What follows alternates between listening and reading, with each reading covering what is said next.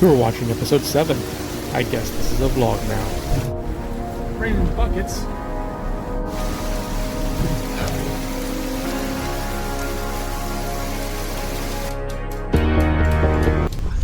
Here we got it.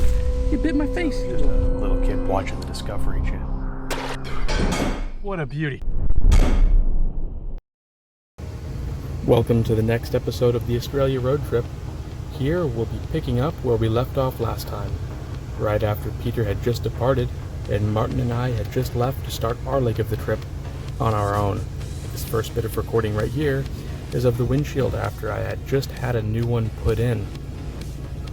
It was the second new windshield I had purchased after breaking the first one, but there was a previous video made about that. But this is the second one after what you saw in a previous episode. And now I've got a clear view of everything. It's freshly been resealed. And look at this. We're in the rain on our way back to the hotel. And we're both very happy to have a properly working windshield where we can use our windshield wipers and drive in peace with no water dripping on us. For once, this was actually good news. Though it wasn't all smooth sailing, on our way back as the rain cleared up, I actually managed to get a speeding ticket while driving through one of these little town areas. My vehicle had been woefully underpowered and, well, grossly incapable of speeding to the point of frustration, given that the speed limit is 130 kilometers an hour in most of the Northern Territory, but with my foot on the floor, the Land Cruiser would barely do 100. But as it turns out, while the speed limit dropped to 100 entering a town with some police doing a speed trap, it was also downhill. So it was the only circumstance in which my vehicle was even capable of speeding, and then I got the ticket there. I even told them, this can't be right, this thing can't speed, and they probably thought I was lying. Anyway, I got that paid in the coming weeks, and well, now it's in the past. But these points sure do add up quick in Australia. The points being accumulative demerits against your license. That night on our drive, we found some death adders. This area was actually super thick with death adders. They became the most common snake that we saw during the trip, which is pretty nuts. Normally they're considered to be a pretty rare find. You can see here where he's flattened out, showing the color between his scales in a defensive posture. It was pretty weird just how quick the rain would come and go. Getting in the rainy season season out here. Territory. We just stopped where it's raining buckets. I'm thoroughly soaked. We saw a lot of cool frogs though. Mating and calling. That was neat. Wish I could have got more footage of it, but Need waterproof cameras. probably time to get out of here, yeah. He didn't even get out his camera. I soaked my camera. I took one for the team. I'm surprised I don't have more footage from this night. It was pretty productive over there in the Northern Territory with lots of death adders, not to mention the calling frogs I was talking about. But I think some of the footage, along with pictures, are on my main camera for getting photographs for Instagram and things.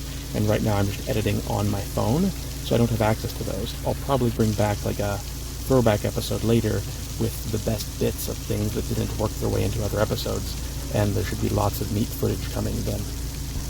This was the next morning. We had driven down from our accommodations to the local pub to pick up a feed. And as you can see, it was still raining buckets. It was a real off and on type of affair up here. It would just build up moisture in the air and then just pour down and then just repeat. And every now and then you'd have pretty clear weather in between. Kind of a weird experience. Here's a Burtons legless lizard that we found. We actually found some interesting variants of these guys up there, with bright yellow tails and different markings along their sides. Here we had managed to cruise up on yet another animal. Can you guess what it is? Somehow my video was off when he struck. That's right, it's a death adder. Something that normally you don't find too commonly, but was very abundant during this trip. Pose right there. Oh, did you see that? Best These pose guys are ever. lightning quick, but he just had a little go at the handle end of my snake hook when I was prodding him, trying to encourage him to have a strike. I'll play it again. And there it is, blink and you'll miss it. It's said that these guys could strike, bite, recoil, strike, bite, and recoil back to their starting position all over again in one blink of an eye. Luckily, in my experience, they're generally pretty reluctant snakes to bite. I mean, if you spend enough time pissing them off, they certainly will, but, I would hope most people aren't doing that. So most bites come down to people stepping on them accidentally at the wrong time, because they like to hide in leaf litter and soft sand. So if you're walking around barefoot, you step on one, the snake thinks you've attacked it, and then it goes to defend itself. Later that night, arriving back at our accommodation, there was this overhang on the car park with a light underneath it, and swarming around that were a bunch of male and female elate termites on their nuptial flight. They're all very small right now, but after they mate and settle down to form their colonies, the female's gaster will swell to an extraordinary size and look like a completely different creature, much more like what you will have seen on Nat Geo or the Discovery Channel. After this, we switched accommodations to actually being in Darwin proper, and things got gross. You can see here a container out of our food drawer that was really nasty, so I just threw there's a big one most going of to the the stuff little out, ones. basically. And then we stripped the carpet out of the drawers and lined them with rubberized paint and pond liner that I got from the hardware store to prevent moisture from building up so that we don't have this problem again. This was crazy disgusting. I really hate maggots. It's funny, I like most animals that other people don't, but maggots just definitely rub me the wrong way. As you can see, I was taking no chances. I filled all the latches we had before with silicone and rubberized painted all the carpet on the top, so now I had to re-drill new attachment points since the old ones weren't usable, but that's a sacrifice worth making, because ugh. And I'll leave you with me making a lucky find.